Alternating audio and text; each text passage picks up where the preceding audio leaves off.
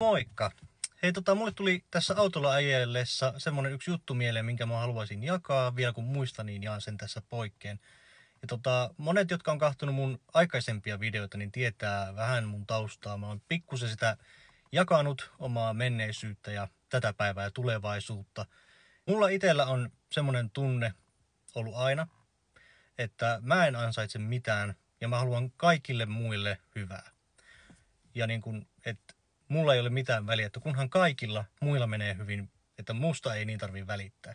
Ja sitten mulla itsellä on vielä se, että kun mulla jotain ihanaa tapahtuu mun ankeassa ja surkeassa elämässä, niin musta tuntuu sille, että mä en saisi niin kun tuntea sitä tai kokea sitä, että mä en ole ansainnut tämmöistä niin kun ihanaa asiaa mun elämässä. Ja se tulee mulla itsellä niin kun autolla ajaessa niin esille se, että niin kun, jos mä muistelen jotain, että jotain ihanaa ja lämmintä on tapahtunut joskus tai ihan lähiaikoinakin, niin aina kun mä mietin sitä, että miten ihanan lämmön se tuo mun sydämeen sun muuta, miten ihanalta se tuntuu, niin saman tien mua alkaa kiukuttaa ja suututtaa. Ja mä puristan rattia ja välillä hakkaankin rattia, että tuntuu välillä, että mulla ei ole lupaa olla onnellinen.